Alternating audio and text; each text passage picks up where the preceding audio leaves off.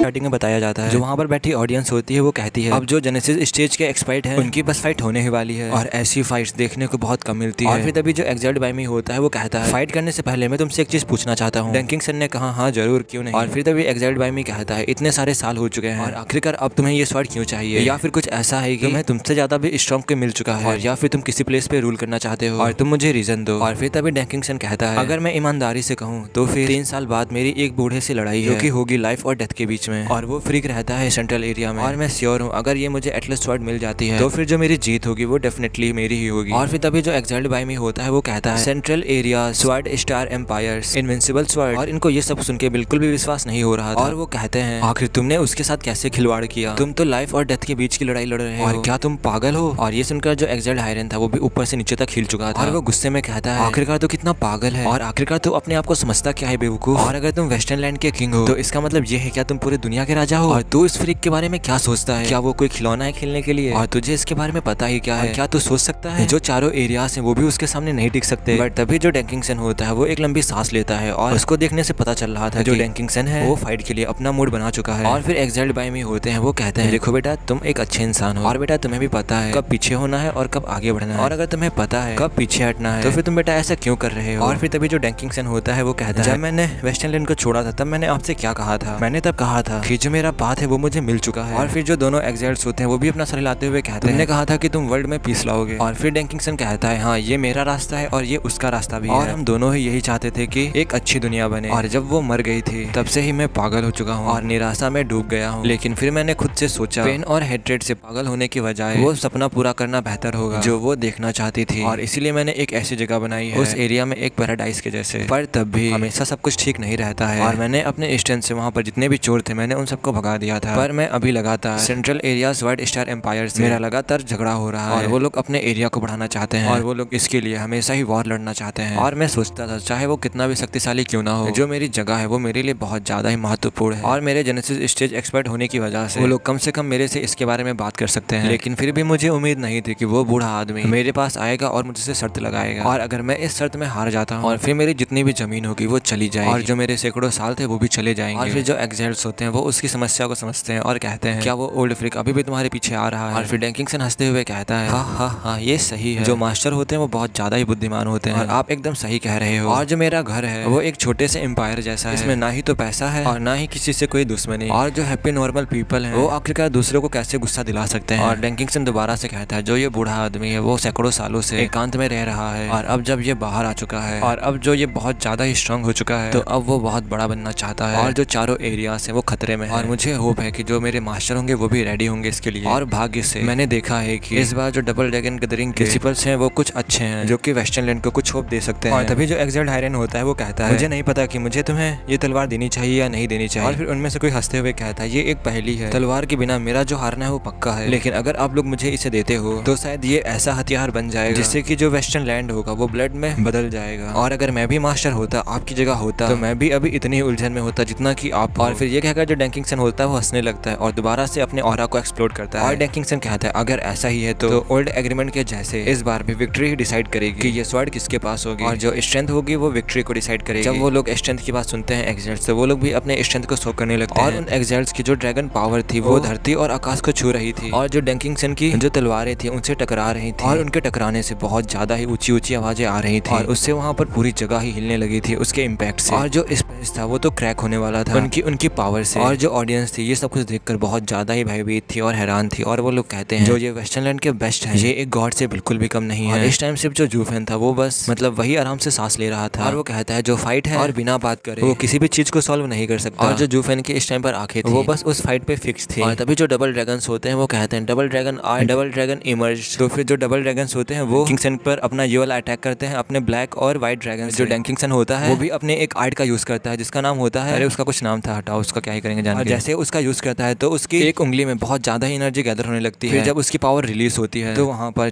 4 miles दूर तक सब कुछ बैरन हो जाता है। और ये पावर इतनी ज्यादा थी कि जो ऑडियंस थी ये सब देख के बहुत ज्यादा ही हैरान हो चुके थे। और अब उन्हें पता चला था कि जो डैंकिंगसन है वो ऐसे ही नहीं वेस्टर्न लैंड का बेस्ट टैलेंट है। और इस टाइम पर जो डैंकिंगसन था वो एक अपर हैंड ज्यादा लग रहा था, मतलब मास्टर से ज्यादा ताकतवर लग रहा था। और जो इनके मास्टर थे वो 2 थे और जो डैंकिंगसन था वो 1 था। पर तभी ये मैच ऐसा लग रहा था कि मानो कि ये मैच ड्रॉ। और फिर तभी जो हायरन होता है वो कहता है सैंग अब बस बहुत हो चुका है और अब तुम यहाँ से चले जाओ। और जब वो डबल ड्रैगन्स उस केव की ओर देखते हैं, वही सेक्रेट माइन की ओर, तो उन्हें उस स्वॉर्ड का कोई भी ट्रेस नहीं मालूम चल रहा था। और उन डबल ड्रैगन्स को लगता है कि डैंकिंगसन के पास पहले से वो स्वॉर्ड है। और जो डबल ड्रैगन्स होते हैं वो कहते हैं इस समय तलवार का कोई भी ट्रेस नहीं आ रहा है, इसका मतलब जो वो तलवार है वो उसी के पास होगी। और उसके पास तलवार होने के बजाय तब भी उसने इतना सारा हंगामा किया और हम सबको बाहर बुलाया। और इस चीज से शायद ये साबित करना चाहता है कि ये इस तलवार को ये ओपनली ले सकता है। और मुझे लगता है कि ये अगर हार भी जाता है तब भी ये स्वॉर्ड हमें वापस नहीं करने वाला। और फिर एक्साइल्ड बाइमी की बात सुनकर जो एक्साइल्ड हायरन होता है वो भी अपना सिर हिलाता है और अपनी चोट की तरफ देखता है। हम दो और ये एक, तब भी हम लोग इसके बराबर पर हैं। और अगर उसने तलवार निकाल ली होती तो फिर हम हार जाते। और आखिरकार उसने तलवार को क्यों नहीं निकाला, आखिर इसने ऐसा क्यों नहीं किया। और फिर तभी जो एक्साइल्ड बाइमी होता है वो कहता है ओल्ड टाइमर तुम सही कह रहे हो, हमने उससे तलवार देने की योजना बनाई थी, लेकिन जैसा कि उसने कहा जो वो सेंट्रल एरिया का ओल्ड फ्रीक है वो अपनी चालों को चल रहा है। और अगर हमारे पास लैंड का ट्रेजर नहीं है और अगर वो यहाँ पर आता है तो फिर जो होना है वो होकर ही रहेगा। और जैसे कि हमारे पास ट्रेजर्स है तो क्या उस बूढ़े के पास नहीं हो सकते। और फिर जो एक्साइल्ड हायरन होते हैं वो भी अपना सिर हिलाते हैं और कहते हैं अगर वो बूढ़ा यहाँ पर आ गया और अगर इस तलवार को ले लिया उसने तो फिर हम लोग तो उससे और भी नहीं हरा पाएंगे। तो इससे अच्छा यही होगा कि जो ये तलवार है हम सैंग को ही दे देते हैं ताकि वो अपने बिलीफ के लिए लड़ सके। और अब आउटकम चाहे जो कुछ भी हो हमें कोई पछतावा नहीं होगा क्योंकि वो पहले से ही हमसे ज्यादा मजबूत है, स्ट्रॉन्ग है। और फिर जो एक्साइल्ड बाइमी होता है वो भी एग्रीमेंट के हिसाब से कहता है हाँ। और लास्ट टाइम हम लोग इसके बिलीफ को नहीं प्रोटेक्ट कर पाए थे और इसे ऐसे जाने दिया था और कम से कम अब हम लोग उससे तलवार देकर हम लोग सुधार कर सकते हैं जो हम लोगों ने पीछे नहीं किया था। और हमने हेवन रीचिंग पवेलियन पर पहुंचने वाले एंट्रेंस को सील कर दिया था और फिर भी लेकिन हमने कभी नहीं सोचा था कि वो ऐसे खुले में आएगा और इस तरह तलवार को ले जाएगा। और वैसे भी इस चीज का उस सेंट्रल एरिया के बूढ़े सनकी से क्या ही लेना देना है। He just took it and left। और ऐसा लग रहा था कि जो एक्साइल्ड बाइमी था उसने इस ट्रुथ को एक्सेप्ट कर लिया था। और वो कहते हैं लेकिन वो चुपके से अंदर कैसे आया और क्या वो सचमुच हमारी नाक के नीचे से अंदर आ गया। और फिर तभी जो एक्साइल्ड हायरन होता है वो हंसते हुए कहता है हाँ उसने अब तलवार ले ली है तो अब क्या ही फर्क पड़ता है। और अब हमें अदर 3 एरिया के एक्सपर्ट से बात करने की जरूरत है जिससे कि हम सभी लोग उस सनकी से निपटने के लिए तैयार हो सके। और फिर जो एक्साइल्ड बाइमी होता है वो भी अपने आईब्रो को उठाता है और एक्साइल्ड हायरन की बात से सहमत होता है। वो भी वैसे ही वैनिश हो जाते हैं और शायद जो डैंकिंगसन था वो पहले ही जा चुका था। और एक्साइल्ड्स को ऐसा लग रहा था कि जो डैंकिंगसन है उसके पास ही स्वॉर्ड है, बट एक्साइल्ड्स और डैंकिंगसन दोनों को ही गलतफहमी हो चुकी थी। और इस टाइम पर जो डबल ड्रैगन्स थे वो लोग सोच रहे थे कि वो लोग हार चुके हैं और इसीलिए उन्होंने डैंकिंगसन को यही सोचकर छोड़ दिया कि जो तलवार है वो पहले से ही उसके पास है। और जो डैंकिंगसन था वो इस समय ये समझ रहा था कि जो डबल ड्रैगन्स हैं उन्हें पहले से पता चल चुका होगा कि मैं यहाँ पर आ चुका और उन्होंने उस तलवार को अपने पास ही रख लिया होगा। और इस लड़ाई में जो डैंकिंगसन थे उन्होंने उसको जाने दिया था जिससे कि डैंकिंगसन को लगा था कि हायरन उसे भगा रहा है और ये उसका भगाने का तरीका है क्योंकि वो उसे हरा नहीं सकता था। और इसीलिए उसने सोचा कि उससे अब तलवार नहीं मिल पाएगी और इसीलिए वो दुखी होकर यहाँ से चला गया। और इसी तरह जो एटलस स्वॉर्ड थी वेस्टर्न लैंड की वो एक पहेली बन गई। डैंकिंगसन को लग रहा था कि जो ये स्वॉर्ड है वो उन डबल ड्रैगन्स के पास है और जबकि उन डबल ड्रैगन्स को लग रहा था कि जो ये स्वॉर्ड है वो डैंकिंगसन के पास है। तो सक्सेसफुली जो जूफेन का मिशन था वो कंप्लीट हो चुका है और जूफेन ने इन तीनों को ही टोपा पहना दिया है। और फिर तभी हमें एक्साइल्ड्स को दिखाया जाता है जो कि वापस आ जाते हैं और जैसे ही वो वहाँ पर आते हैं तो वो लोग क्राउड को डिस्पर्स कर देते हैं और जो जूफेन था वो आराम से स्क्रीन की तरफ देख रहा था और उस स्क्रीन की तरफ देखते हुए कहता है उनके बीच गलतफहमी पैदा हो गई और मैं बच गया। डैंकिंगसन को अभी भी इस बात का एहसास नहीं था कि उसे एक बलि का बकरा बनाया गया है। ये सब कुछ हुआ था कम्युनिकेशन ना करने की वजह से। इस टाइम पर जो जूफेन उम्मीद कर रहा था वैसा ही हुआ था। और अगर जो डैंकिंगसन था हायरन के जाने के बाद उसने उनके शब्द सुन लिए होते तो फिर जो डैंकिंगसन था वो और भी ज्यादा उस वर्ड के बारे में पूछता जिससे कि जूफेन का पर्दा फास हो सकता था। और फिर तभी जो जूफेन होता है वो हंसते हुए कहता है हाँ अब मैं आसानी से कहीं भी मूव कर सकता हूँ बिना किसी केयर के। और जो फिन्स होते हैं वो भी उसके और लुक को देख लेते हैं जूफेन के और वो लोग तभी जूफेन से कहते हैं आखिरकार तुम अचानक इतने ज्यादा उत्साहित क्यों हो। तभी जो जूफेन होता है वो हंसते हुए कहता है हम लोग मिडिल 3 सेट के टॉप पर आ चुके हैं, यही इसका वजह है, इसीलिए मैं ऐसे हंस रहा हूँ। और इस टाइम पर जो फिंडियन वगैरह थे वो लोग बस जल्दी से घर जाना चाहते थे और इस न्यूज को सबको बताना चाहते थे। और तभी फिंडियन जूफेन से कहता है जूफेन तुम ठीक हो जाओ, मैं घर पहुंचने के बाद यहाँ पर जो कुछ भी हुआ मैं उन्हें बताऊंगा। और ये कहकर जूफेन को अपने रूम पर छोड़कर दरवाजा बंद करके और हंसते हुए चला जाता है। जूफेन भी उसको देखकर स्माइल करता है। और जैसे ही जूफेन अकेला हुआ था वैसे ही उसे किसी की आवाज आती है जो कि कोई कहता है बेटा कुछ दिनों में तुम्हें भी चले जाना चाहिए, लेकिन मुझे तुम्हें छोड़कर जाना मुश्किल लग रहा है और भले ही हम कुछ दिनों के लिए मिले। और जब जूफेन ये सुनता है तो वो डर के मारे कांप उठता है। और फिर जो जूफेन होता है वो सामने देखता है तो और कोई नहीं डैंकिंगसन होता है जो कि इस टाइम पर बहुत ज्यादा ही डिसअपॉइंटेड होता है और अपने दुख को शराब पीते हुए डुबा रहा था। इस टाइम पर जो जूफेन का दिल था वो बहुत तेजी से धड़क रहा था। तभी जो जूफेन होता है वो अपने फेस पर एक हल्की सी स्माइल लाता है और डैंकिंगसन से कहता है सीनियर आखिरकार आप यहाँ पर दोबारा आकर क्या कर रहे हो और क्या आपको वहाँ कुछ भी नहीं मिला। और इस टाइम पर जो जूफेन था उसे चिंता हो रही थी। इस टाइम पर जूफेन को ऐसा लग रहा था कि जो ये बूढ़ा आदमी है इसे कुछ ऐसा दिख गया हो जिसकी वजह से ये कुछ जान गया हो। और फिर जो डैंकिंगसन होता है वो कहता है मैं फेल हो गया आखिरी में, मैं उन एक्साइल्ड से उस स्वॉर्ड को नहीं ले पाया। और फिर तभी जो जूफेन होता है वो कहता है ऐसा बिल्कुल नहीं हो सकता, मैंने आपको एक्साइल्ड्स को घायल करते हुए देखा और वेस्टर्न लैंड में ऐसा कौन है जो कि उस तलवार को रखने के योग्य है। और भले ही जूफेन इस समय डैंकिंगसन की चापलूसी कर रहा था तभी जो जूफेन था वो चौकन्ना था और सोच रहा था कि डैंकिंगसन आखिरकार यहाँ पर क्यों आया। और तभी जो डैंकिंगसन होता है वो धुंधली आंखों के साथ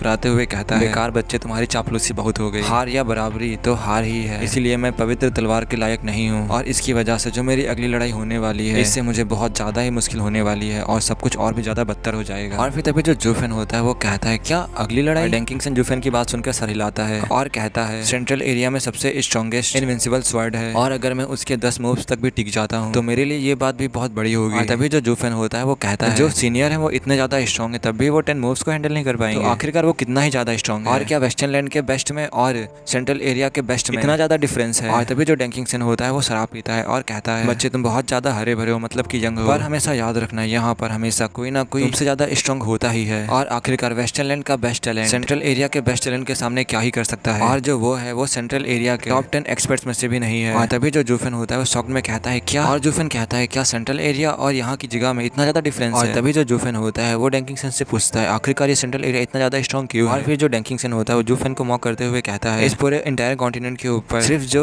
सेंट्रल एरिया है वही डिफर करता है, मतलब डिफर करता है इस कॉन्टिनेंट के और चारों एरिया से। और जूफेन, क्या तुम्हें पता है ऐसा क्यों है? जूफेन कहता है, मुझे नहीं पता। और अब जो डेंकिंगसन होता है वो सीरियस में आके कहता है, जो ये चारों एरियाज हैं इन्हें गवर्न करते हैं सेक्ट्स और इन्हें सर्व करते हैं हंड्रेड्स ऑफ एम्पायर और यह इन्हें एक ढीली ताकत बनाती है। और जब वॉर छेड़ने की बात आती है तब जो एम्पायर्स होते हैं वही मजबूत होते हैं। और क्या तुमने कभी सेक्ट्स को वॉर में जाते हुए सुना है? और तभी जो जूफेन होता है वो सोचते हुए अपना सर हिलाता है, कहता है नहीं। और फिर तभी जो डेंकिंगसन होता है वो कंटिन्यू होते हुए कहता है, यही वो चीज है जो सेंट्रल एरिया को डिफरेंट बनाता है। और अगर उसकी बात किया जाए उस बूढ़े इंसान की, तो वो एक ओल्ड मॉन्स्टर है और उसके पास एक बहुत बड़ा एम्पायर है जिसे कि स्वॉर्ड स्टार एम्पायर कहते हैं, और जो इसके एंसेस्टर्स थे और उन्होंने इस सेक्ट को बनाया था 10,000 साल पहले। और वो सिर्फ स्ट्रॉन्ग ही नहीं है बल्कि उसके आसपास के जितने भी नेशंस है वो सबको खा चुका है और जो उसके अराउंड में सेक्ट है उनको भी खा चुका है। और जब तक कि वो एक चीज को अचीव नहीं कर लेता, मतलब मेरे कहने का मतलब ये है कि जब तक कि वो अकेला इस पूरे एरिया के ऊपर अपना अकेले का शासन नहीं लगा लेता तब तक कि वो नहीं रुकने वाला। मतलब वो इस पूरे इंटायर कॉन्टिनेंट के ऊपर रूल करना चाहता है अकेले और इस पूरे एरिया को एक एम्पायर बनाना चाहता है। तो अब जो इन लोगों ने भी सब्सक्राइब नहीं किया तो प्लीज सब्सक्राइब कर लो और बिना किसी तरीके के एरिया में रूल करना चाहता है। जब जूफेन ये सुनता है तो वो कहता है, क्या ये पूरा इंटायर एरिया सिर्फ एक एम्पायर में होगा? इस टाइम पर जो जूफेन था वो भी शॉक्ड हो चुका था और अब जूफेन जान चुका था कि जो सेंट्रल एरिया है वो क्यों इतना ज्यादा स्ट्रॉन्ग है और वो अकेला एम्पायर होने के साथ जो उसका डेवलपमेंट है वो बहुत ज्यादा ही शार्पर है देन अदर्स कॉन्फ्लिक्टिंग एम्पायर्स। और फैक्ट की बात यह है कि जो वो एम्पायर है वो बहुत ज्यादा ही अमेजिंग है और उसके मुकाबले जो अदर 4 एम्पायर्स हैं वो कुछ भी नहीं है। और एग्जांपल के तौर पर हम लोग वेस्टर्न लैंड को ले सकते हैं। वेस्टर्न लैंड के जो एक्साइल्स डबल ड्रैगन्स हैं ये लोग टफ हैं बट ये लोग सिर्फ कल्टिवेटर्स हैं जिनके पास ना ही तो विजन है और ना ही तो कैलकुलेटिव माइंड है। और फिर जो डेंकिंगसन होता है वो जूफेन को एक लॉन्ग लुक देता है और उसके शोल्डर पर हाथ मारते हुए कहता है, लड़के मैं बता सकता हूँ कि तुम एक एम्बिशियस लड़के हो और तुम में उस ओल्ड फ्रीक के जैसे कुछ अंश हैं और अपने हीरोज को लीड करो और अपनी जगह को संभालो, अपने क्षेत्र को संभालो, पर तुम्हारे लिए यही बेहतर होगा कि तुम जल्दी करो और बहुत ज्यादा स्ट्रांग बनो। जो सेंट्रल एरिया है वो आगे बढ़ रहा है पर उसे यहाँ तक पहुँचने में अभी भी कुछ समय लगेगा बट तुम सुरक्षित हो, पर जो तुम्हारा समय है वो खत्म हो चुका है। और फिर जो जूफेन होता है वो डेंकिंगसन को देखते हुए कहता है, तुम्हारा मतलब ये है कि जो सेंट्रल एरिया के एक्शंस होंगे उससे मेरा कुछ भी लेना देना नहीं होगा। और फिर डेंकिंगसन कहता है, उस ओल्ड फ्रीक को थाउजेंड्स ऑफ ईयर लगे अपने छोटे से एम्पायर से पूरे इंटायर सेंट्रल एरिया पर रूल करने के लिए, और अब उसकी जो आंखें हैं वो वर्ल्ड पर है और इसमें हर एक लोग इन्वॉल्व होगा तुमको भी जोड़कर। और अगर तुम हाइड हो जाते हो तो जो वो लड़कियां हैं क्या वो भी हाइड हो पाएंगी और क्या उनका एम्पायर टियान्यू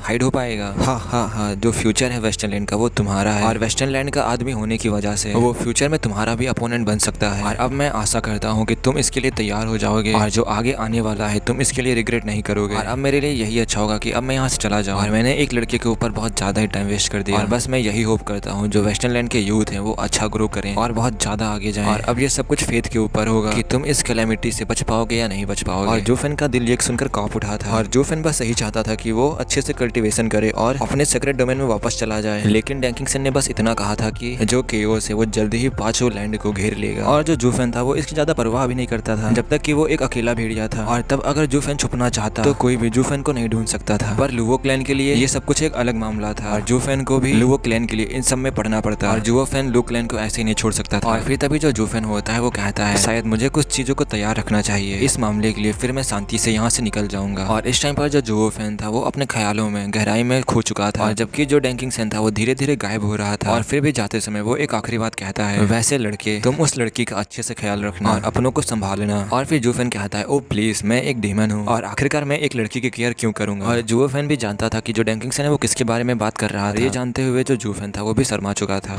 हाँ लड़के, आखिरकार इससे डिमोनिक और राइटियस से क्या ही मतलब है, तुम सिर्फ एक आदमी हो, बेहतर है कि बाद में पछताने के लिए जिंदा ना रहो। और ये कहकर जो डेंकिंग सन था वो गायब हो चुका था। और जूफेन भी अपनी आंखों को घुमाता है क्योंकि जूफेन के पास भी चिंता करने के लिए और भी सारी चीजें थी। और जूफेन कहता है डबल ड्रैगन गैदरिंग के पास फिर से मिलना मुश्किल होगा और यही मेरा पाथ है। वैसे ही जूफेन अपनी आंखों को बंद कर लेता है और फिर हमें 3 दिनों बाद का सीन दिखाया जाता है। जो जूफेन था वो अपने रूम पर बैठकर कल्टीवेशन कर रहा था और जो उसकी चोटें लगी थी वो आधे से ज्यादा हील हो चुकी थी। और ये लगभग उसी समय का टाइम था जब सेक्ट की टीमें जा रही थी और जो डीमन सोल सेक्ट और स्वाइड गॉड सेक्ट था वो जूफेन को गुड बाय कहने के लिए आए थे। और जूफेन की रिकवरी के लिए उसको बेस्ट ऑफ लक कहते हैं। जूफेन भी उन्हें देखकर स्माइल करता है और जो जूफेन होता है कहता है देखने से इनको ऐसा लगता है कि अब हम लोग एक रिश्तेदार जैसे बन चुके हैं, मतलब सेक्ट के रूप में एक दूसरे के फ्रेंड्स के जैसे बन चुके हैं। और अब ये गुइलैंग और अन्य लोगों के ऊपर निर्भर करता है कि वो लोग अपने अलायंस को कितना चेरिश कर पाएंगे, कितना संभाल पाएंगे। और अब जूफेन आराम से लुओ क्लैन में वापस जा पाएगा। और तभी कोई कहता है जूफेन मैं और सोंगर वापस जा रहे हैं टियानियो, आप कब जाएंगे? और फिर तभी जो जूफेन होता है वो अपना दरवाजा खोलता है और पाता है कि वो ये सब कुछ सोंगर बोल रही थी। और फिर तभी जो जूफेन होता है वो कहता है मुझे अपनी चोट को ठीक करने में और आराम से जाने में लगभग 10 दिन लगेंगे। और फिर तभी जो योंगनिंग होती है वो जूफेन से पूछती है तुम्हें आराम से जाना है, आखिरकार कौन ही तुम्हारे पीछे पड़ा है? और फिर जूफेन स्माइल करते हुए कहता है मुझे नहीं पता क्योंकि मेरे बहुत सारे दुश्मन हैं और पछताने से अच्छा है कि सुरक्षित रहें। और फिर जो वो दोनों लड़कियां होती हैं वो भी समझ जाती हैं कि जूफेन ऐसा क्यों कर रहा है, क्योंकि इस टाइम पर जो जूफेन है उसके बहुत ज्यादा चोट लगी है और इस चीज से जो उसके अपोनेंट्स है वो इसका फायदा उठा सकते हैं। और फिर तभी जो दोनों लड़कियां होती हैं वो स्माइल करते हुए कहती हैं तो फिर हम लोग जा रहे हैं। और जूफेन को थोड़ा सा ऑड लगता है और फिर जूफेन कहता है क्या तुम दोनों लड़कियां अकेले टियानियो वापस जाने से नहीं डरती और तुम लोग यहाँ कुछ दिन रुक सकती हो और फिर हम लोग साथ साथ चलेंगे। और जब योंगनिंग सुनती है तो वो कहती है क्या रियली में? और फिर जो सोंगर होती है वो स्माइल करते हुए कहती है नहीं सब ठीक है और हम लोग सिस्टर चुकिंचन के साथ वापस जाएंगे और उनके साथ वापस जाते हुए और उनसे बहुत सारी ढेर सारी बातें करेंगे जैसे कि आपके दिमाग को कैसे समझें और आपका दिल कैसे जीते। और ये कहकर जो सोंगर होती है वो ब्लेस करने लगती है। और फिर तभी जो जूफेन होता है वो कहता है क्या मिस्टिकल हेवन सेक्ट भी लीव कर रहा है? और जब उसने इसके बारे में सुना था मतलब चुकिंचन के बारे में तो जूफेन के दिमाग में अभी डेंकिंग सन की सारी बातें आ रही थी। और फिर जूफेन चुकिंचन से मिलने के लिए जाने के लिए खड़ा हो गया और जो वो दोनों लड़कियां होती है वो भी उसके पीछे पीछे चले जाती हैं और वो लोग मिस्टिकल हेवन सेक्ट के प्लेस पर पहुंच जाते हैं। और जो उनके डिसिपल्स थे वो एक जगह गदर थे और जाने ही वाले थे। और तभी जो सुइरुआ होती है वो जूफेन को नोटिस करती है और तभी जो सभी गर्ल्स होती है वो चुकिंचन की तरफ देखने लगती हैं। तभी जो डैनर होती है वो चुकिंचन से कहती है चुकिंचन वो आ रहा है। और इस टाइम पर जो चुकिंचन थी वो हल्का हल्का शेक कर रही थी। जैसे ही पीछे पलटती है तो वो उसकी आंखें होती है वो जूफेन की आंखों से टकराती हैं और फिर वो स्माइल करती है और जूफेन के और भी ज्यादा पास जाने लगती है और जूफेन से पूछती है अब तुम्हें कैसा फील हो रहा है? और जूफेन होता है वो कहता है पहले से अच्छा। और आखिरकार तुम ये अब क्यों पूछ रही हो और क्या तुम्हें थोड़ा सा लेट नहीं हो गया पूछने में? और फिर जो चुकिंचन होती है वो हंसते हुए कहती है हाँ हाँ हाँ क्या जूफेन को अकेला रहना और बकवास करना पसंद नहीं है? और आखिरकार तुम मुझे क्यों दोष दे रहे हो कि मैं तुम्हें देखने के लिए क्यों नहीं आई? और चुकिंचन ये सब कुछ चिढ़ते हुए बोल रही थी जूफेन से। और इस टाइम पर जो जूफेन था वो चुकिंचन की आंखों की गहराई में डूब चुका था और फिर उसकी आंखों में देखते हुए कहता है मुझे बस आधा साल दो और मैं तुम्हें तब तक आंसर दे दूंगा। और ये कहकर जो जूफेन होता है वहां से चला जाता है और जो चुकिंचन थी वो वहीं पे खड़ी थी और फिर उसके जाने के बाद वो स्माइल करती है। और इस टाइम पर जो उसकी आंखें थी उसकी आंखों में खुशी के आंसू आ गए थे और फिर वो पीछे मुड़ती है और फिर वो एक बटरफ्लाई के जैसे अपनी टीम के पास आ जाती है। इस टाइम पर जो चुकिंचन थी वो एक आइसी क्वीन लग रही थी और उसके चेहरे पर एक बहुत अच्छी स्माइल थी जिसे देखकर जो उसके टीममेट्स थे वो खड़े के खड़े रह गए। फिर वो लोग चुकिंचन से पूछते हैं आखिरकार उस आदमी ने तुमसे क्या कहा? फिर जो डैनर होती है वो फिर से दोबारा से पूछती है सिस्टर चुकिंचन क्या कुछ गलत हुआ है? और फिर जो सिस्टर चुकिंचन होती है वो बहुत ज्यादा खुशी में डैनर से कहती है उसने मुझसे कहा कि वो मुझे आधे साल बाद आंसर देगा। जब दूसरे लोग सुनते हैं तो वो लोग कहते हैं आखिरकार इसका मतलब क्या है? और ये कुछ ऐसा था जो सिर्फ चुकिंचन को पता था। ये एक ऐसा क्वेश्चन था जो चुकिंचन ने बहुत टाइम पहले जूफेन से पूछा था। ऐसे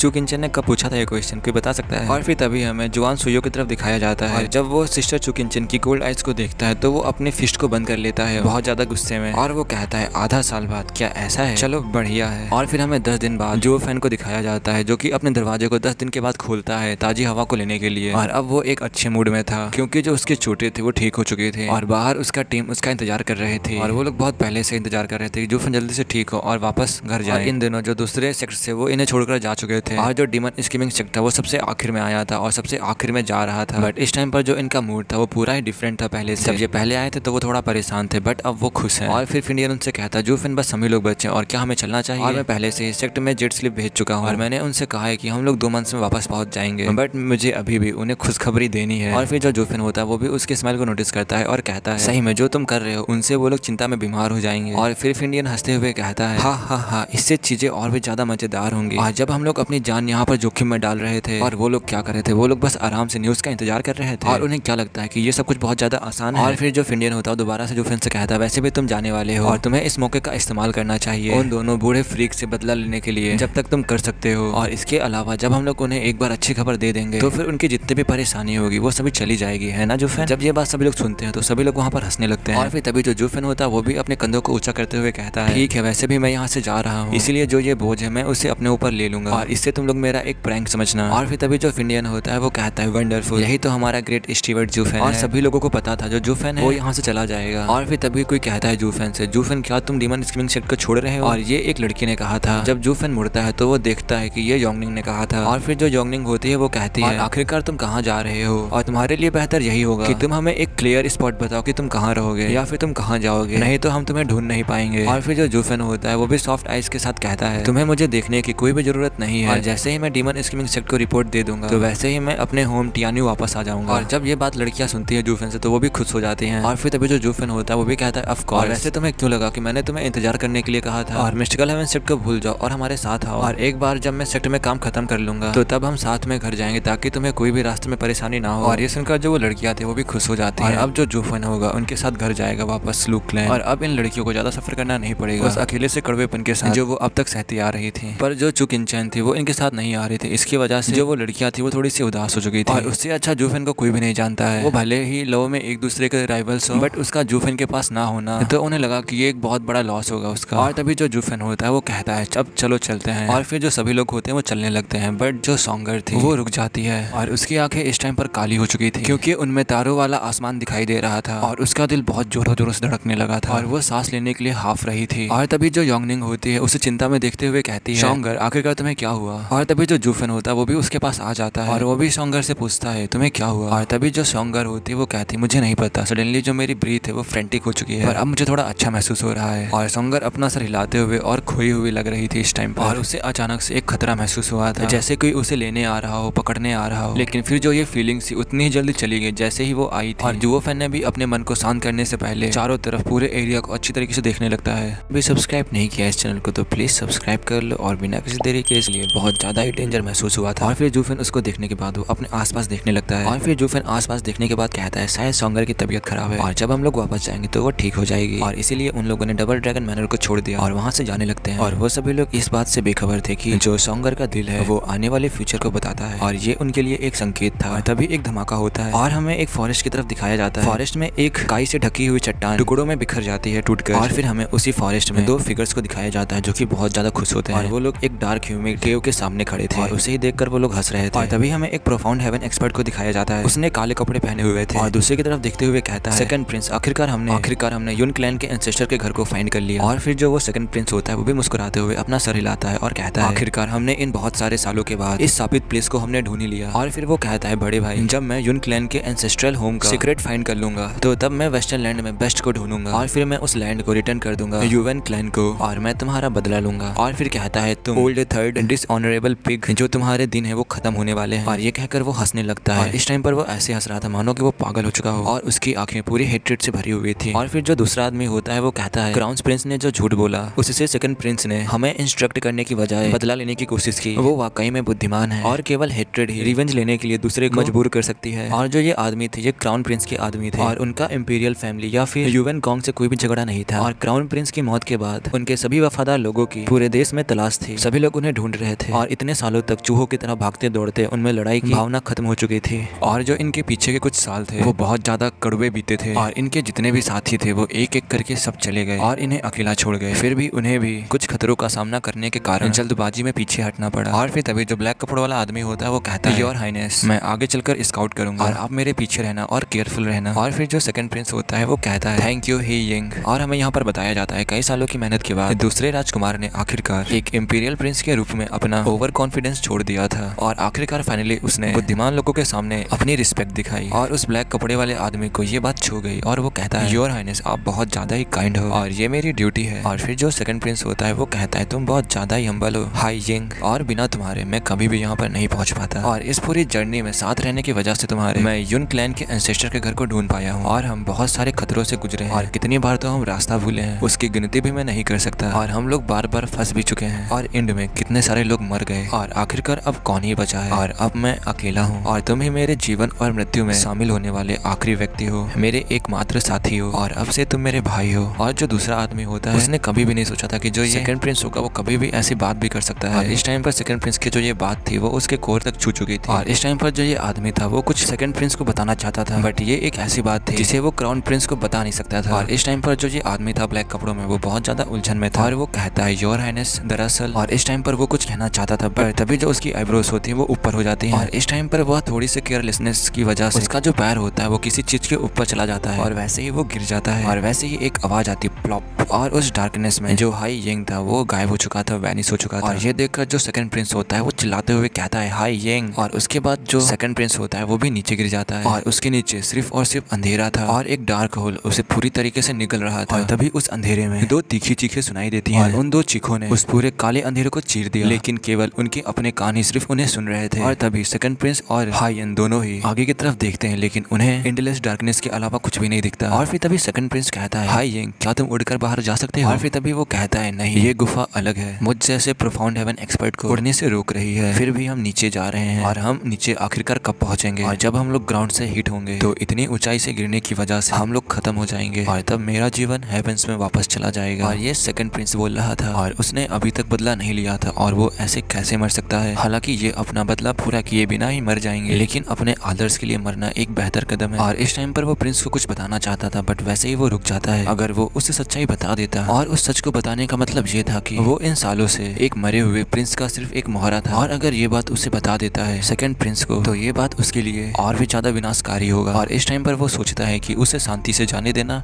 ये बेहतर होगा। और वो पहले से ही पिछले कुछ सालों से बहुत ज्यादा क्रोधित हो चुका था। और फिर तभी हाई यंग कहता है योर हाइनेस, आपने इन कुछ सालों में कोई भी कसर नहीं छोड़ी है और जो योर हाइनेस और क्राउन प्रिंस है वो आपकी डिवोशन को जानते हैं और अब वो लोग अंडरवर्ल्ड में आराम कर रहे होंगे। और तभी प्रिंस कहता है आखिरकार वो कैसे आराम कर सकते हैं? जो हमारा नेशन था अब वो नेशन नहीं रहा। यूवेंस क्लैन की जो लैंड है वो अब किसी और के हाथों में है और मैं कुछ भी नहीं कर सकता। और जो इंपीरियल फादर और जो बिग ब्रदर है वो लोग कभी भी ये जानते हुए रश नहीं करेंगे। और ये कहकर जो सेकंड प्रिंस होता है वो रोने लगता है और कहता है ऐसा इसलिए है क्योंकि मैं बहुत ज्यादा कमजोर हूँ, जिससे कि मैं अपने पूर्वजों की जमीन को भी नहीं पा सकता। और मैं वो हूँ जो इंपीरियल फादर और बिग ब्रदर का गहरा प्यार पाने में असफल रहा है। और इस टाइम पर जो सेकंड प्रिंस था वो बहुत ज्यादा ही रो रहा था, जिससे कि जो हाई यंग था वो भी अपना सिर हिलाने लगा और क्योंकि वो अपने विनाश का इंतजार कर रहा था। और तभी उन दोनों के ही कानों में एक आवाज सुनाई देती है और उन दोनों के नीचे गिरने की जो स्पीड होती है वो कम हो जाती है। और फिर वो लोग उस घने से अंधेरे में एक जगह पर रुक जाते हैं और उसी अंधेरे में तैरने लगते हैं। और ये देखकर दोनों ही दंग रह गए और चारों ओर देखने लगे। और फिर तभी कोई कहता है मैं 10 एंशिएंट एम्परर्स में से एक हूँ, एम्परर यून सेरेमिनेंट, और उनके ही द्वारा भेजा गया हूँ अपने क्लैन को गार्ड करने के लिए। और क्या तुम मेरे क्लैन के बच्चे हो जो यहाँ पर अपना सम्मान प्रकट करने आए हैं? और ये आवाज बहुत ज्यादा ही लाउड थी, जिससे कि उनके जो कान थे वो इस आवाज को सुनकर तंग रह गए थे और उनके पास कान के पर्दे फटने ही वाले थे। और फिर तभी उनके सामने एक 100 मीटर्स की एक इमेज अपीयर होती है। वो एक बूढ़े इमॉर्टल की तरह दिख रहा था जिसके पास पावर और विजडम दोनों ही थी और उसके सिल्वरी हेयर थे, सफेद दाढ़ी थी और डीप एंड प्रोफाउंड ऑरा था। और जब वो दोनों उसको देखते हैं तो वो लोग शॉक्ड हो जाते हैं और वो लोग कहते हैं ये कौन है? और वो इस वर्ल्ड में चलने वाले गॉड की तरह लग रहा था जो अपनी हथेली में सब कुछ रखता हो, और ये एक इंसान नहीं हो सकता वो लोग कहते हैं। और जू फैन को छोड़कर उन्होंने कभी भी इस कॉन्टिनेंट में इतना अद्भुत किसी को भी नहीं देखा। और यहाँ तक कि जो डैंकिंग सन था वो भी इस आदमी के सामने नहीं टिक सकता था। और यून क्लैन के होम में एक ऐसा भी एक्सपर्ट छुपा हुआ है। और सेकंड प्रिंस कहता है मुझे तो ये देखकर बिल्कुल भी विश्वास नहीं हो रहा। और फिर तभी जो एम्परर यून होते हैं वो कहते हैं अगर तुम लोग मेरे डिसेंडेंट्स हो तो तुम लोग किसी भी कठिनाई से बचने के लिए मेरे पास आ सकते हो, और अगर नहीं हो तो तुम लोग भी हमेशा यहीं पर दफन हो जाओगे। और फिर वो लोग कहते हैं क्या सिर्फ यून क्लैन के ही लोग आ सकते हैं? और अगर यहाँ से जिंदा बच के जाना है तो वो लोग सिर्फ यून क्लैन के ही होने चाहिए। और फिर तभी जो सेकंड प्रिंस होता है वो कहता है एंसेस्टर मैं हूँ यून क्लैन से, मेरा नाम है यून योंग। और फिर तभी जो ही यंग होता है वो भी कहता है एंसेस्टर मैं भी यून क्लैन से हूँ, मेरा नाम है यून जिंग। और फिर तभी जो एम्परर यून होते हैं वो उनको मॉक करते हुए कहते हैं तुम लोगों के बताने से कुछ भी नहीं होने वाला, मैं खुद जज करूंगा कि तुम यून क्लैन से हो या नहीं हो। और तभी जो एम्परर यून की जो आंखें होती हैं वो चमकने लगती हैं और वो उन दोनों लड़कों को स्कैन कर लेते हैं। और फिर उन दोनों को स्कैन करने के बाद उनसे कहते हैं आखिरकार तुम लोग क्या सोचते हो? तुम तो एक नॉर्मल इंसान हो और तुम लोग सोचते हो कि तुम लोग प्रिटेंड करोगा यून क्लैन के होने का तो मैं मान जाऊंगा, तुम कॉमन फूल्स। और अब तुम लोगों को मरना होगा यून क्लैन के फॉरबिडन ग्राउंड पर आने के लिए। और फिर उनके ऊपर जो लाइट्स होते हैं गिरने लगती है और तभी जो वो दोनों होते हैं वो डर के मारे घबरा जाते हैं। और फिर तभी जो सेकंड प्रिंस होता है वो कहता है रुको, हम लोग सिर्फ यून क्लैन के एवरेज क्लास मेंस हैं और यून क्लैन के सिर्फ हेड ही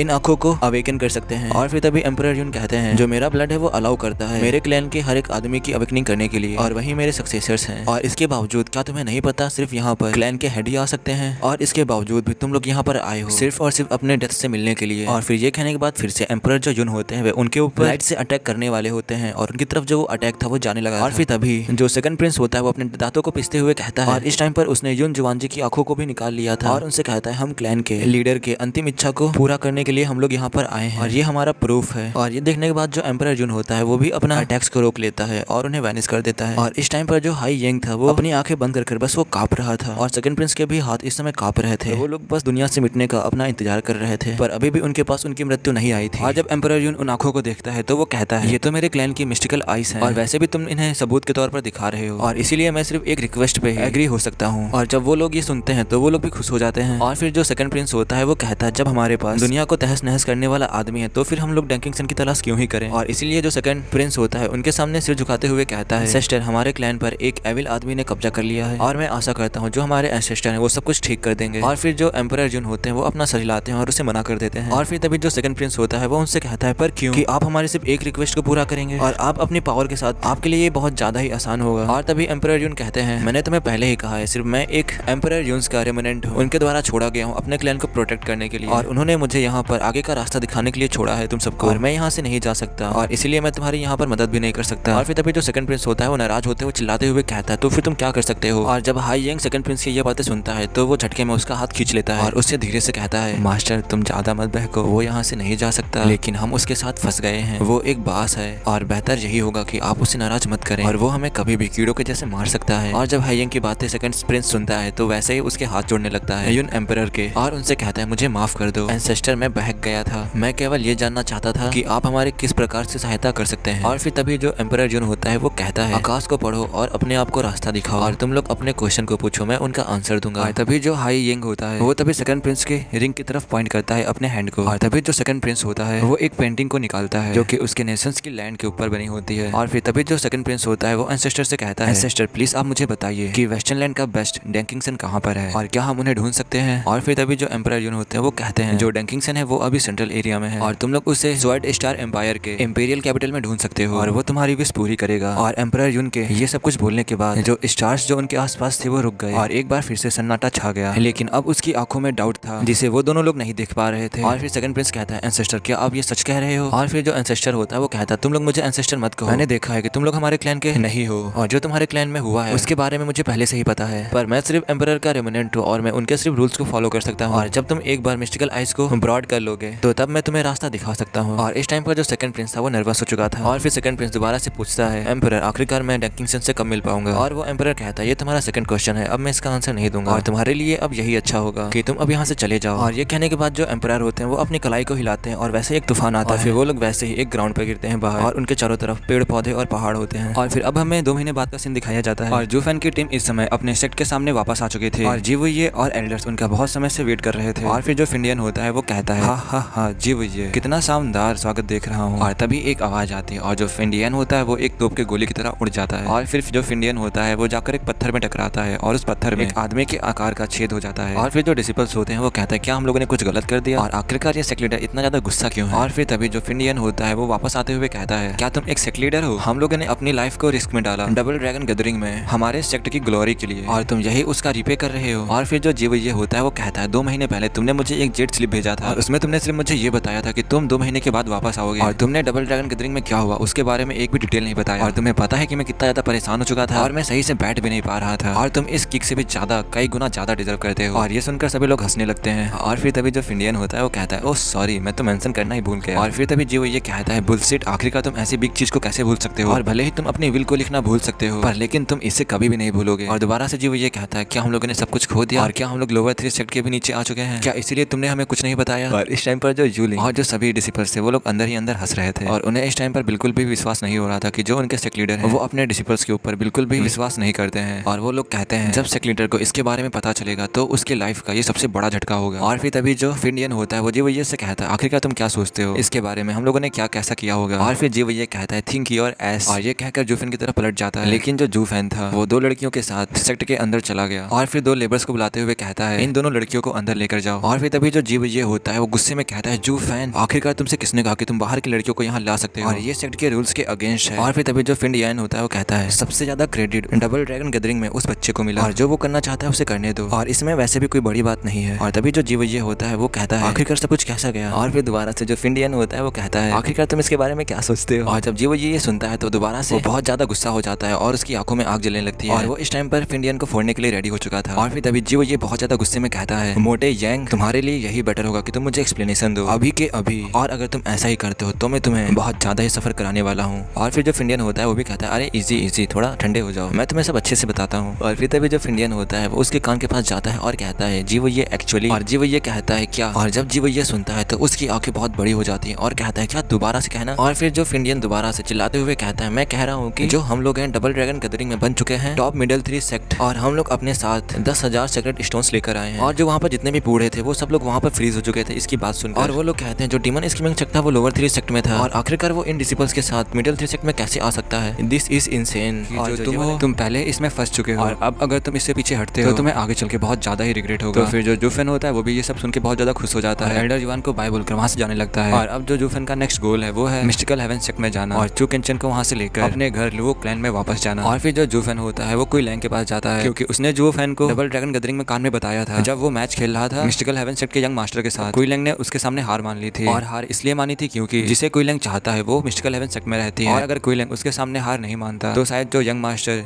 जुआन सोयो था वो कुछ भी उसके साथ कर सकता था। तो इसीलिए कुई लैंग ने वहाँ पर हार मान लिया था। और फिर अब हमें प्रेजेंट का सीन दिखाया जाता है जहाँ पर कुई लैंग और उसका मास्टर की खड़ा होता है, वहाँ पर जूफेन भी आ जाता है और फिर जूफेन भी उन्हें सारी बात बताता है। तो फिर जो एल्डर की होते हैं वो गुस्सा करते हैं कुई लैंग के ऊपर कि उसने डबल ड्रैगन गैदरिंग में ऐसा किया, यंग मास्टर के सामने हार मान ली। और उसके ऊपर जो उसका मास्टर होता है बहुत ज्यादा ही गुस्सा करता है और कहता है अगर ये बात सेक्ट लीडर को पता चलती तो अब तक कि तुम मर चुके होते और तुम्हारा सर धड़ से अलग हो चुका होता। और फिर तभी जो जूफेन होता है वो उन्हें शांत कराता है और उनसे कहता है घबराने वाली कोई भी बात नहीं है, सिर्फ हमें तीनों को इसके बारे में पता है और किसी को भी नहीं पता है, तो आप इसकी चिंता मत कीजिए। और फिर तभी जो जूफेन होता है वो कहता है मैं जा रहा हूँ मिस्टिकल हेवन सेक्ट और मैं इस जगह को छोड़ रहा हूँ, तो कुई लैंग क्या तुम भी चलना चाहोगे? तो कुई लैंग जो होता है वो कहता है क्या मैं भी साथ में, पर क्यों? तभी जो जूफेन होता है वो कहता है हम लोग वहाँ पर अपनी अपनी लड़कियों को लेने जा रहे हैं। और जब कुई लैंग सुनता है तो वो भी बहुत ज्यादा खुश हो जाता है, पर वो कहता है ये इतना भी आसान नहीं होगा। तो जो जूफेन होता है वो कहता है जो मैंने 2000 सेक्रेट स्टोन जीते हैं मैं उन्हें ये 2000 सेक्रेट स्टोन्स दे दूंगा और उन दोनों लड़कियों को वापस ले आऊंगा। और फिर इसके लिए जो कुई लैंग होता है वो भी मान जाता है। और फिर यहीं पे सीन कट होता है और हमें सोंगर और योंगलिंग को दिखाया जाता है जो कि डीमन स्कीमिंग सेट के एंट्रेंस में खड़े होते हैं। और तभी वहाँ पर जूफेन और कुई लैंग भी आ जाता है। जब सोंगर और योंगलिंग उन्हें देखते हैं तो वो कुई लैंग से कहते हैं क्या तुम भी चलोगे कुई लैंग हमारे साथ? तो कुई लैंग भी कहता है हाँ स्टीवर्ट जो मुझे अपने साथ लेकर जा रहे हैं और वैसे भी मैं सिर्फ मिस्टिकल हेवन सेक्ट तक जा रहा हूँ और फिर मैं वहाँ से वापस आ जाऊंगा। और फिर तभी जो वो दोनों लड़कियां होती हैं वो जूफेन की तरफ देखने लगती हैं और उनसे कहती हैं क्या हम लोग सिस्टर चू किंचन को भी लेने जा रहे हैं साथ में, और क्या हम लोग घर उनके साथ भी वापस जाएंगे, और क्या तुमने उसके क्वेश्चन का आंसर ढूंढ लिया है? और फिर तभी जो जूफेन होता है वो भी अपना सर हिलाता है और कहता है हाँ फाइनली मैंने ढूंढ लिया है। और तभी जो वो दोनों लड़कियां सोंगर और योंगलिंग होती हैं वो दोनों थोड़ी देर के लिए तो पहले खड़ी हो जाती हैं और उदास हो जाती हैं, बट कुछ देर के बाद वो भी ठीक हो जाती हैं और खुश हो जाती हैं जूफेन के लिए। और फिर तभी ये चारों लोग मिस्टिकल हेवन सेट के लिए चल देते हैं और फिर वो चारों लोग मिस्टिकल हेवन सेट के करीब पहुंच जाते हैं। और फिर तभी उनके सामने एक रेड फिगर आके अपीयर होता है और इनसे कुछ लगभग 100 मीटर की दूरी पर होता है। और जब जूफेन का ग्रुप सामने देखता है तो वो पाते हैं ये और कोई नहीं डैनर होती है। और तभी जो जूफेन होता है वो उसके पास जाता है और उससे पूछता है डैनर क्या हुआ, आखिरकार क्या गलत है? और फिर जो डैनर होती है वो कहती जूफेन तुम्हें सिस्टर चू किंचन को बचाना होगा। और फिर तभी जो जूफेन होता है वो डैनर की कमजोर बॉडी को हिलाने लगता है और पूछता है डैनर से आखिरकार चू किंचन को क्या हुआ। और फिर तभी डैनर ने हाफते हुए और रोते हुए कहा चू किंचन के साथ जो सिस्टर सुई हुआ है वो भी। और फिर जो जूफेन होता है वो सख्ती के साथ कहता है मुझे उनकी कुछ भी फिक्र नहीं है, बस तुम मुझे ये बताओ कि चू किंचन के साथ क्या हुआ है। और इस टाइम पर जूफेन के बहुत ज्यादा ही पसीना निकल रहा था और जूफेन जिस नजरों से डैनर को देख रहा था उसे देखकर डैनर भी डर चुकी थी। और फिर तभी जो कुई लैंग होता है वो कहता है स्टीवर्ट जूफेन आप उसे कुछ बोलने तो दो, आप तो उसे डरा रहे हो, छोटी सी लड़की अब तुम बताओ सही से क्या हुआ है और हम लोग जरूरी हेल्प करेंगे। और फिर तभी जो डैनर होते हैं उनकी तरफ देखते हुए कहती है जो सेक्ट लीडर है उन्हें हम 5 सिस्टर्स चाहिए यंग मास्टर की इलनेस को क्योर करने के लिए। और फिर जब जूफेन ये सुनता है वो कहता है क्या, और वैसे ही जूफेन का फेस बहुत ज्यादा ही सीरियस हो चुका था और ये सुनकर वो अपने दांतों को गुस्से में पीसने लगता है और गुस्से में कहता है मुझे पता था जो वो पंख है वो बचपन से ही क्रिपल्ड है और उसके पास कोई भी एलिमेंट नहीं है, लेकिन अब मैं देख रहा हूँ जो उसका दिमाग है वो भी गलत दिशा में है और अब वो मेरी लड़की को छूने की हिम्मत कर रहा है, उसकी माँ का पटाखा मारो। और इस टाइम पर जो जूफेन था वो इतने हेट्रेड को रिलीज कर रहा था जिससे कि जो डैनर थी वो बहुत ज्यादा ही डर चुकी थी और इस टाइम पर जूफेन की आंखों में बहुत ज्यादा ही खून की प्यास बढ़ चुकी थी। और फिर तभी जो कुई लैंग होता है वो जूफेन के कंधे पर अपना हाथ रखते हुए कहता है जूफेन शांत हो जाओ। और फिर उस लड़की से पूछता है आखिरकार सही बताओ वहाँ पे क्या हुआ है और वहाँ पर जो कुछ भी हुआ हर एक चीज बताओ जिससे कि हम उनकी मदद कर सके। और फिर जो डैनर होते हैं वो बताने लगती है जब डबल ड्रैगन गैदरिंग हो चुकी थी तो हम लोग वापस सेक्ट में आ चुके थे और उसी रात में कुछ एल्डर्स आते हैं और मेरी सिस्टर्स की कल्टिवेशंस को सील कर देते हैं और उन्हें सेक्ट लीडर के रूम पे ले जाते हैं और उस रूम में यंग मास्टर भी होते हैं। और तब हमें पता चला कि वो लोग 4 एलिमेंट साइकिल एरे का यूज करके यंग मास्टर की इलनेस को दूर करना चाहते हैं और हमारा डबल ड्रैगन जाने का एक ही मकसद था जिससे कि हम लोग टेस्ट कर सके इस 4 साइकिल एरे को और इस पावर को सिर्फ लाइफ और डेथ के मैच में ही इस शक्ति को बाहर लाया जा सकता है। और एल्डर्स ने जब 4 एलिमेंट साइकिल एरो को ठीक पाया तब वो मेरी बहनों को उन्हें ठीक करने के लिए यंग मास्टर के पास लेकर गए। और फिर तभी जो सोंगर होती है वो कहती है क्योर बट कैसे। और फिर जो डैनर होती है वो बताती है जो 4 एलिमेंट साइकिल एरे होती है वो रिलीज होती है एलिमेंट्स के साथ में मैडम के ऊपर मैडेंस के ऊपर जिससे कि जो उनकी पावर होंगी वो उनकी बॉडी से निकलने लगेगी और यंग मास्टर की बॉडी को प्योरीफाई कर देगी और फिर उनके एलिमेंट्स को दोबारा से रिबिल्ड कर देगी। और फिर तभी जो डैनर होते हैं वो हल्का हल्का ब्लश करने लगती है और फिर धीरे आवाज में कहती है वो लोग मैडेंस ब्लड का यूज करके वो लोग ड्रॉ करेंगे 5 एलिमेंट्स को और पूरी तरीके से यंग मास्टर को क्योर कर देंगे। और तभी एक धमाके की आवाज आती है और हमें जूफेन के हाथ की तरफ दिखाया जाता है। जो जूफेन का हाथ होता है उसके पास में पड़े हुए पत्थर को पल्वराइज कर देता है। और यहाँ पर दूसरे वर्ड्स में कहा जा सकता है यंग मास्टर को ठीक करने के लिए उन्हें चू किंचन की बॉडी चाहिए होगी और इसलिए जूफेन बहुत ज्यादा ही गुस्सा हो चुका होता है। और फिर डैनर दोबारा से कहती बस इतना ही नहीं, और फिर अपने आंसू को पोंछते हुए कहती है यंग मास्टर के ठीक करने तक और यंग मास्टर के क्योर होने तक तो ठीक था, क्योंकि हम लोग यंग मास्टर के लिए इतना कर सकते थे, उन्हें क्योर कर सकते थे, क्योंकि हमने उन्हें अपनी आंखों से बड़ा होते हुए देखा है और उसे बचाने के लिए हम ये बलिदान दे सकते थे, लेकिन मैंने कभी नहीं सोचा था। और फिर सभी लोग पूछते हैं क्या, और फिर तभी और भी जोरों जोरों से वो रोने लगती है और वो कहती है यंग मास्टर ने सिस्टर चू किंचन की सोल और स्पिरिचुअल एनर्जी को चूस लिया और वो बहुत डरावना था। और जो किंगर थी वो एकदम सूख चुकी थी, यहाँ तक कि जो सेक्ट के लीडर थे वो भी हैरान हो चुके थे। और ये सुन के जो जूफेन होता है वो बहुत ज्यादा गुस्सा हो जाता है और कहता है ये सब कुछ उस यन्मू की वजह से हुआ है। और फिर तभी जो जूफेन होता है वो डैनर से कहता है अब वो लड़कियां कैसी हैं और तुम वहाँ से बाहर कैसे निकली। और फिर जो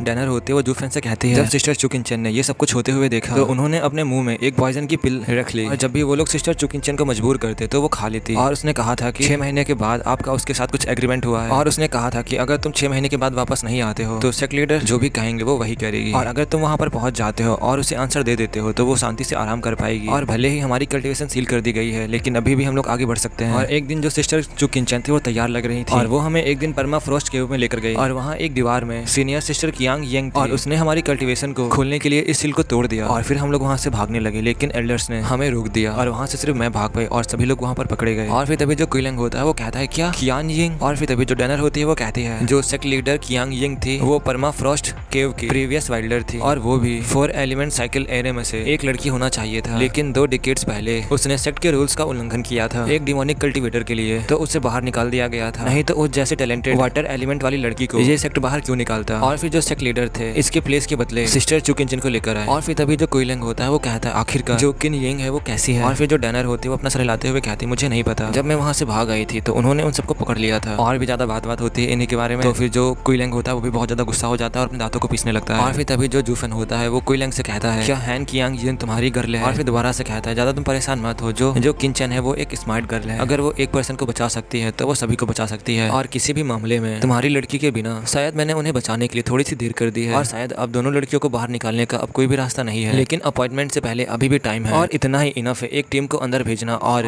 उससे ही मिस्टिकल हेवन सेक्ट पूरा बर्बाद हो जाएगा और इतना ही उनके लिए बहुत ज्यादा इनफ है। और जब कुइलंग जूफेन की बातें सुनता है तो वो कांप उठता है और अमेजमेंट में जूफेन की तरफ देखने लगता है। और जो डैनर थी वो भी जूफेन की बात सुनकर हिल चुकी थी। और जो मिस्टिकल हेवन सेक्ट है वो वेस्टर्न लैंड के 9 सेक्ट में से एक सेक्ट है और जब तक उनके बीच कॉन्फ्लिक्ट्स रहते हैं तब तक एक वॉर होने का सवाल ही नहीं उठ सकता, खासकर तब जब ये डबल ड्रैगन मैनर का ध्यान आकर्षित करता और कोई भी ऐसा ब्लेम लेने के लिए तैयार नहीं था। लेकिन जो इस टाइम पर जूफेन था वो बहुत ज्यादा ही था और इन सब बातों की परवाह नहीं कर रहा था, चाहे वो डबल ड्रैगन हो और चाहे वो कोई और सेक्ट हो, वो किसी चीज की भी परवाह नहीं करता है। इससे जो परिणाम है वो बहुत ज्यादा ही भयानक हो सकते हैं। और अगर जूफेन अभी ये सब कुछ नहीं करता है तो जूफेन जब तक जिंदा रहेगा तब तक उसे पछतावा होगा और में जा रही वो बिल्कुल भी कुछ सक्सेस प्राप्त कर पाएगी। उन सबको इनके ऊपर कोई भी उम्मीद नहीं थी, पर जब फिंडियन ये बात बताता है फिर भी वो इनर सेक्ट के ओल्डीज इसे सेलिब्रेट नहीं करते हैं और इस टाइम पर वो लोग उदासी महसूस करने लगते हैं, क्योंकि जो डबल ड्रैगन गैदरिंग की टीम थी वो बनी थी इलाइट लेबर ऑफिस के डिसिपल से और उसका कुछ भी लेना देना नहीं था इनर सेक्ट से। और इसका मतलब यह है जो लेबर ऑफिस है वो और भी ज्यादा वैल्यूएबल बन जाएगा और अब से और भी ज्यादा इंपॉर्टेंट हो जाएगा। और उन लोगों ने फिंडियन की बात सुनने के बाद एक दूसरे से शर्त लगाई कि जो जीव ये होगा वो जल्द ही अनाउंस कर देगा कि जो मैक्सिमम रिसोर्सेज होंगे वो जाएंगे लेबर ऑफिस में और जो इनर सेक्ट होगा वो बिखर जाएगा। और फिर तभी जो वेनरेबल सी होता है वो कहता है कोई बात नहीं, डिजास्टर में भी भाग्य होता है और हमें अभी भी इनके साथ खेलना है। और मुझे भी कहना होगा जो जुवो फैन है वो बहुत ज्यादा ही इनक्रेडिबल है और अगर वो सेक्ट लीडर का आदमी नहीं होता तो फिर मैं भी उसे एडमायर करता। और इस टाइम पर शांति से खड़े जूफेन की तरफ देखने लगते हैं और जूफेन की तरफ एक क्राफ्टी से स्माइल देते हैं। और जब ओल्डीज उसके मुझसे तारीफ सुनते हैं तो वो कहते हैं जो सेक्ट लीडर है वो इनर सेक्ट को तबाह करने वाला है और आप आखिरकार तारीफ कैसे कर रहे हो दुश्मन की। और फिर हमें जीवये की तरफ दिखाया जाता है जो कि कुछ देर के लिए खो ही गया था फिंडियन की खबर सुनने के बाद। और जब वो थोड़ा सा नॉर्मल होता है तो वो फिंडियन की तरफ देखते हुए स्माइल करने लगता है और फिंडियन से कहता है मोटे यंग क्या ये सच है और क्या तुम मजाक तो नहीं कर रहे हो। और फिर फिंडियन कहता है इतनी बड़ी चीज के बारे में आखिरकार कौन ही मजाक करेगा। और फिर फिंडियन दोबारा से मुस्कुराते हुए जीवये से कहता है क्या तुम अपनी बड़ी बड़ी आंखों से हमारे स्ट्रॉन्ग डिसिपल्स को नहीं देख पा रहे हो और क्या ये मिडिल 3 सेक्ट में आने के लिए उतने भी स्ट्रॉन्ग तुम्हें नहीं दिख रहे हैं। और ये कहने के बाद जो फिंडियन होता है वो डिसिपल्स के पास जाता है और उनके सामने एक बड़ी सी स्माइल करने लगता है और उनसे कहता है ये जो डिसिपल्स है इतने ज्यादा स्ट्रॉन्ग हुए हैं इनके डेडिकेशन की वजह से। और फिर जितने भी डिसिपल्स होते हैं वो सभी लोग अपने अपने चेस्ट को आगे करते हैं और प्राइड में अपना ऑरा को रिलीज करने लगते हैं। और ये सब कुछ देखकर वहाँ पर कोई भी इनके ऊपर विश्वास नहीं कर पा रहा था और इन लोगों ने ये पहले नोटिस नहीं किया था जो अब देख पा रहे हैं। और वो लोग कहते हैं आखिरकार कितना ही टाइम हुआ है इन्हें यहाँ से जाए हुए और अब देखो हम लोग तो इनके स्ट्रेंथ को पहचान ही नहीं पा रहे हैं। 3 डिसिपल्स को छोड़ के और सभी लोग इथेरियल स्टेज में। और इस टाइम पर जो वनरेबल की और जो वनरेबल बाई थे बहुत ज्यादा ही खुश थे क्योंकि इन समय में से जो 4 डिसिपल्स थे वो उनकी तरफ थे,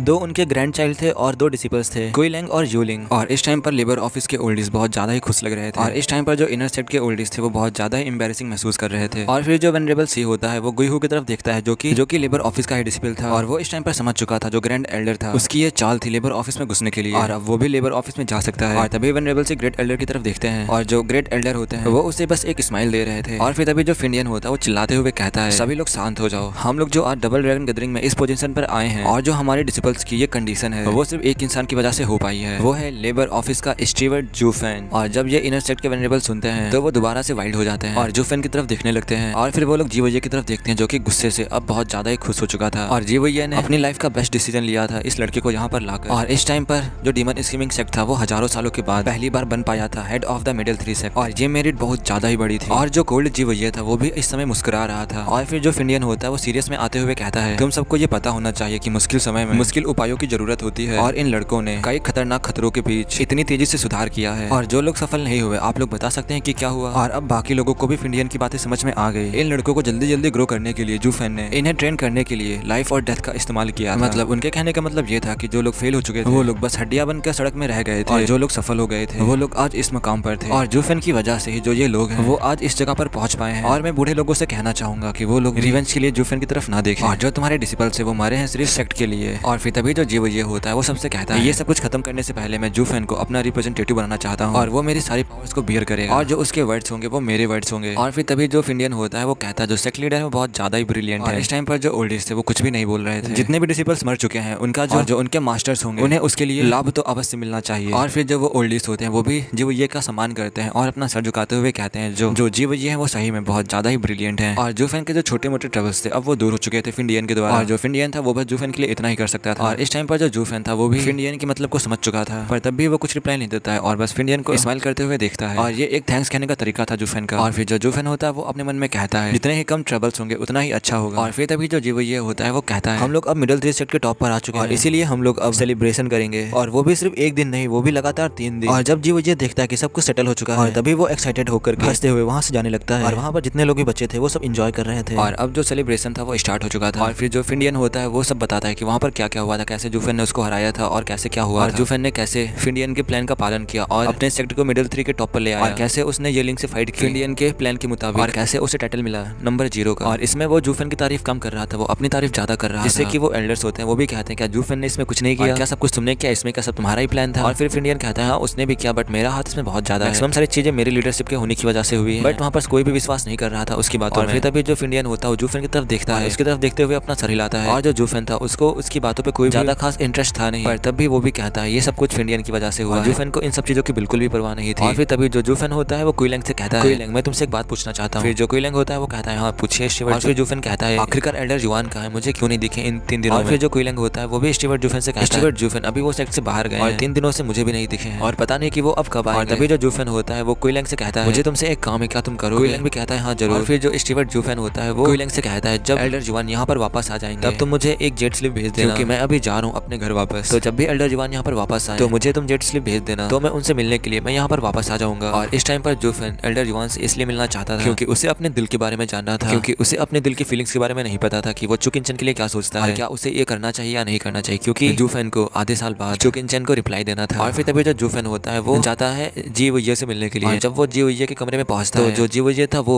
10,000 सेक्रेट स्टोन वाली रिंग को बहुत ही ज्यादा डम्प लुक से देख रहा था और उसे देखते हुए स्माइल कर रहा था। और जब जूफेन उसे ऐसे देखता है तो वो कहता है आखिरकार जीवोये तुम एक सेक्ट लीडर होकर के ऐसे कैसे कह कर सकते हो। और फिर जो जीवोये होता है वो कहता है स्टीवर्ट जूफेन वैसे तुम्हें भी तो 2000 सेक्रेट स्टोन्स मिले हैं ना, और वैसे भी तुमने तो एक्सेल्ट्स को भी हैरान कर दिया और उन्हें मजबूर किया कि तुम्हारे लिए एक अलग पोजीशन का फॉर्म किया नंबर 0, और तुमने तो एक्सेल्ट्स को अपने ऊपर देखने के लिए तुमने तो उन्हें फोर्स कर दिया था और तुम्हारी वजह से आज हम लोग मिडिल 3 सेक्ट के टॉप पर। और फिर तभी जो जूफेन होता है वो कहता है वैसे मैं तुम्हें यहाँ पर बाय बोलने के लिए आया और अब मैं घर वापस जा रहा हूँ। और फिर जो जीवोये होता है वो कहता है आखिरकार तुम इतना अचीव करने के बाद क्यों जा रहे हो, और अगर तुम यहाँ रहते हो तो फिर तुम डीमन स्कीमिंग सेक्ट के अगले लीडर बन सकते हो, और फिर जो तुम्हारा करियर होगा वो बहुत ज्यादा ही आगे जाएगा और तुम अपनी पूरी जिंदगी आराम से बिता सकते हो यहाँ पर रह करके इन सेक्रेट स्टोन्स के साथ। और फिर तभी जो जूफेन होता है वो कहता है कि जीवोये तुम अपने वर्ड्स को भूल रहे हो और तुमने क्या कहा था जैसे ही मेरा काम हो जाएगा मैं वैसे ही अपने घर जा सकता हूँ, और अब तुम ऐसा क्यों कह रहे हो। और फिर जीवोये कहता है मैं तो बस तुम्हारे लिए कह रहा हूँ कि अगर तुम यहाँ रुक जाते हो तुम अगले यहाँ के सेक्ट लीडर बन सकते हो और ये तुम्हारे लिए ही बहुत अच्छा होगा, और वैसे भी उस छोटे से लुओ क्लैन में रखा ही क्या है और तुम वहाँ जा करके क्या ही अचीव कर लोगे उस छोटे से लुओ क्लैन में जा करके। और जो हमारा डीमन सेक्ट है अब वो आ चुका है टॉप 3 मिडिल सेक्ट के ऊपर, तो तुम्हारा जो करियर होगा उस लुओ क्लैन से बहुत ज्यादा ही अच्छा होगा। और फिर जो जूफेन होता है वो उसकी एक बात भी नहीं सुनता है और फिर जूफेन कहता है मुझे इसमें बिल्कुल भी इंटरेस्ट नहीं है और अब मैं यहाँ से जा रहा हूँ। और ये कहकर करके जो जूफेन होता है यहाँ से चला जाता है। और जैसे ही जूफेन यहाँ से गया था वैसे ही जो जीवोये का फेस था वो एकदम ही बदल जाता है और जो उसकी आंखें होती है वो खून की प्यास से भर जाती हैं। और फिर जीवोये कहता है, जूफेन अगर तुम जा रहे हो तो ये तुम्हारे लिए बिल्कुल ही सही है। तुम्हारे लिए यही सही होगा कि तुम अपने वर्ड से बिल्कुल भी ना मुकरो। और अगर तुम थोड़ा सा भी इंटरेस्ट दिखाते यहाँ पर रुकने का या फिर मेरी सीट को हथियाने का तो फिर मुझे कुछ और ही करना पड़ता। और जब जूफेन वहाँ से बाहर आया था तो फिर जूफेन को भी पता था कि जो जीवोये है वो अपने इंटेंट को कैसे छुपा रहा है अपने इन मीठी मीठी बातों से। वो जूफेन को बार बार रुकने के लिए कह करके वो अपने इंटेंट को छुपा रहा था। और जूफेन ने इसीलिए उसके सामने कोई भी ऐसी बात नहीं जिसकी वजह से उसको आगे कुछ खतरा हो। और जो जूफेन था वो इन सब चीजों के बारे में बहुत अच्छे से जानता है और जूफेन के पास बहुत ज्यादा ही एक्सपीरियंस है इन सब चीजों के बारे में। तो इसीलिए जूफेन को पता है कब कहाँ क्या करना है और कैसे करना है। और हाँ, मेरे से एक मिस्टेक हो, जो जूफेन होता है वो अब क्विलैंग से मिलता है और फिर वही बातें करता है एल्डर जुआन के बारे में। वही पूछता है कि एल्डर जुआन कहाँ पर है। और फिर अब जो जूफेन था उन लड़कियों के साथ जाने वाला था अपने घर वापस लुओ क्लैन। फिर तभी वहाँ पर भागते भागते एक लड़का आता है और वो इस टाइम पर स्टीवर्ट जूफेन को ढूंढ रहा था। और फिर जब जूफेन के पास वो आता है तो वो कहता है चिल्लाते हुए, स्टीवर्ट जूफेन जो एल्डर जुआन है वो आ चुके हैं। और फिर ये सुनकर जो जूफेन होता है वो भी खुश हो जाता है और कहता है चलो ठीक है, अब मुझे वापस नहीं आना पड़ेगा यहाँ पर दोबारा। और मेरे दिल में जो कुछ भी है मैं उनसे पूछ सकता हूँ कि मुझे इसके बारे में क्या करना चाहिए, कि एक डिमोनिक कल्टिवेटर लव को फील कर सकता है कि नहीं कर सकता और इसके लिए आगे बढ़ सकता है कि नहीं बढ़ सकता है। और ये सब कुछ जूफेन एल्डर जुआन से कंफर्म करना चाहता था। और फिर जो जूफेन होता है वो एल्डर जुआन के पास पहुंच जाता है।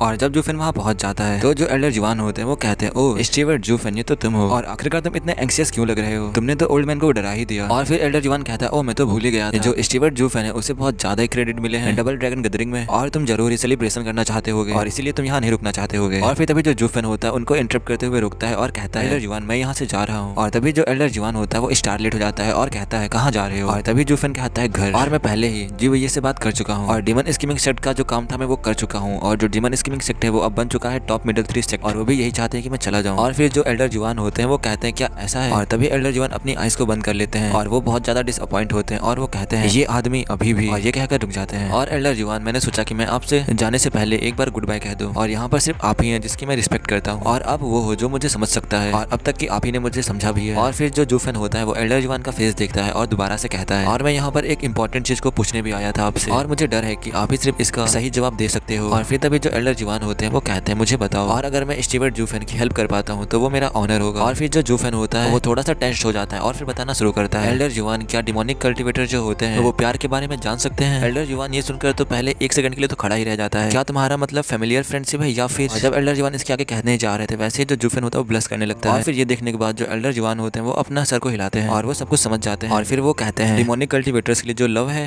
मैन और वुमेन्स के लिए वो बिल्कुल भी असंभव नहीं है, वो बिल्कुल भी नहीं हो सकता और ये बहुत ज्यादा ही खतरनाक है। और तुम्हें क्या लगता है कि आखिरकार डीमन स्कीमिंग सेक्ट ने इसे फॉरबिडन क्यों किया होगा। और फिर तभी जो जूफेन होता है वो कहता है हाँ मैं देख सकता हूँ। इस टाइम पर जो जूफेन था वो बहुत ज्यादा ही डिसअपॉइंटेड महसूस कर रहा था। और फिर जो जूफेन होता है वो कहता है बट किसी ने कहा था कि तुम इमोशनलेस कैसे हो सकते हो, अगर तुम इमोशंस को जानोगे ही नहीं और अगर तुम उससे पहले ही उसे खत्म कर दोगे तो फिर तुम उसके बारे में जान ही क्या पाओगे और कैसे ही तुम उसे फील कर पाओगे। और फिर जो एल्डर जुआन होते हैं वो कहते हैं आखिरकार तुम्हें ये किसने बताया। तभी जूफेन कहता है डंकिंगसन ने। और फिर जो एल्डर जुआन होते हैं वो हंसते हुए कहते हैं तो अच्छा ये वो है, वो बेस्ट है वेस्टर्न लैंड में बट वो एक राइटियस कल्टिवेटर है और वो कभी भी हमारे डिमोनिक हाइट को समझ नहीं पाएगा। और इस टाइम पर जो जूफेन का हाइट था वो सैंक हो चुका था क्योंकि जो एल्डर जुआन थे उन्होंने इस थ्योरी को भी सेट डाउन कर दिया था। और अब ऐसा लगता है कि जो जूफेन का फाइनल आंसर होगा चूकिन चैन के लिए वो नेगेटिव होगा। पर तभी जो एल्डर जुआन होते हैं वो हंसने लगते हैं और कहते हैं वैसे जो वो एक्सपर्ट है वो सही भी है क्योंकि इसमें कोई सोचने वाली बात नहीं है कि वो एक बेस्ट है वेस्टर्न लैंड का और वो बहुत आगे गया है। और फिर तभी जो जूफेन होता है वो कहता है एल्डर जुआन क्या मैं तुम्हें खिलौना लग रहा हूँ, मैं यहाँ पर बहुत ज्यादा ही सीरियस हूँ। और फिर एल्डर जुआन हंसते हुए कहते हैं नहीं मैं बिल्कुल भी तुम्हारे साथ नहीं खेल रहा हूँ, वो तुम हो जो अपने साथ खेल रहा है और तुम्हारे पास खुद ही तुम्हारा आंसर है तो आखिरकार तुम मुझसे क्यों पूछ रहे हो। और फिर दोबारा से एल्डर जुआन कहते हैं स्टीवर्ट जूफेन क्या तुम मुझसे ये कहलवाना चाहते हो कि मैं तुम्हारे लिए कहूँ कि जो लव है वो डिमोनिक पाथ के लिए अच्छा है और इससे डिमोनिक पाथ को कोई भी असर नहीं पड़ेगा। और फिर तभी जो जूफेन होता है वो टेंस्ड होते हुए कहता है जो एल्डर जुआन है वो बहुत ज्यादा वाइस है और जो मेरा दिल है वो कुछ भी समझ नहीं पा रहा है तो इसलिए मैंने सोचा कि इसे आप जज कर सकते हो। और जो आउटसाइड का पर्सपेक्टिव होता है वो बहुत ज्यादा ही बड़ा होता है और अगर ये लव मेरे पाथ को हार्म करेगा तो फिर मैं इसे कुचल दूंगा। तो जो ये वाला एपिसोड यहीं पे खत्म होता है और जो इनकी बातचीत है वो बहुत ज्यादा लंबी चलने वाली है तो अब ये मत कहना कि थोड़ा सा और एक्सप्लेन कर देते पर कल वाले एपिसोड में सब कुछ मालूम चल जाएगा कि जूफेन आगे क्या करेगा और फिर कल से जूफेन की नई जर्नी चालू हो जाएगी। तो फिर ये वाला एपिसोड यहीं पे खत्म होता है और अब कल मिलते हैं।